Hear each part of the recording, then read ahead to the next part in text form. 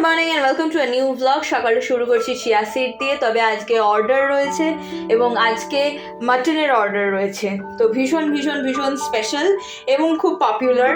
জানি না আজকে কতটা ভালো হবে, বাট আমার ক্লায়েন্টসরা ভীষণ ভালোবাসে কষা মাংস খেতে আমার হাতের। তো চলো চিয়া সিডটা খেয়ে নিয়ে যাবতীয় কাটাকাটি বাটাবাটি নিয়ে বসে যাই। পেঁয়াজগুলো কেটে নেব, মানে ঝিরিঝিরি করে কেটেছি, আর তার সাথে রসুন লঙ্কা আর আদাটা বেটে নিয়েছি। তো মাটনের কালারটা দেখে বুঝতেই পারছো কি দারুণ হয়েছে, মানে গন্ধটা মানে কাউকে বলে বোঝাতে পারবো না। তবে হ্যাঁ, যতই কষা মাংস হোক না কেন এবং পুরনো কলকাতার কেবিন স্টাইল মাটন বানানোর চেষ্টা হোক না কেন, আমি কিন্তু আলু দিই। মানে বাঙালির মাংসে আলু থাকবে না।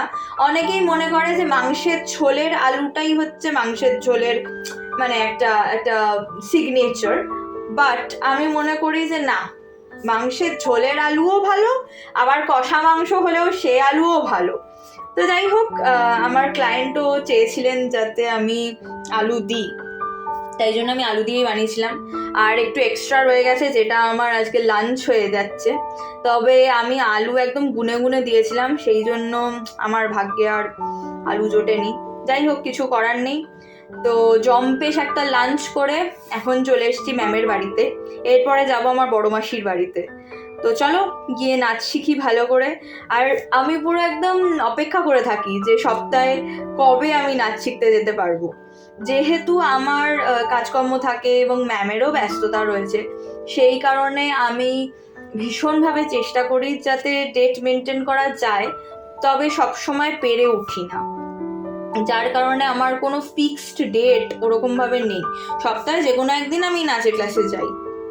তো যাই হোক, তারপরে মাসিমণি বললো যে খেয়ে যা খেয়ে যা। তো তখন বললাম যে দুপুরবেলা অনেক হেভি খাওয়া হয়েছে, যদিও শুধুই ভাত আর মাংসই খেয়েছি, তবুও যথেষ্ট হেভি। সেই কারণে বললাম যে জাস্ট আলু সিদ্ধ ডাল সিদ্ধ আর ভাত দাও।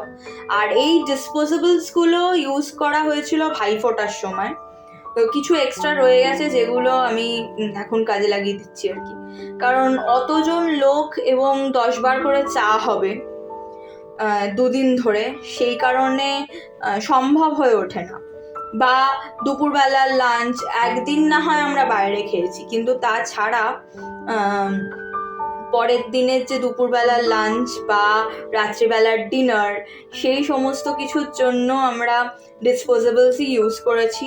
আর তার সাথে যে অতবার চা হয়েছে, যে এতবার চা হয়েছে, সেগুলো আমরা ওই ডিসপোজেবল কাপেই করে নিয়েছি। তো যাই হোক, চলো এখন শান্তি করে পেট পুজো করে ধরেছি বাড়ি ফেরার পথ। আর দেখা হবে তোমাদের সাথে আর একটা নতুন ব্লগে। টিল দেন টাটা, সবাই খুব ভালো থেকো। অ্যান্ড একটা বেস্ট খবর তোমাদের সাথে শেয়ার করি, সেটা হচ্ছে আমি দারুণ রিভিউ পেয়েছি ক্লায়েন্টের থেকে। সো চলো টাটা।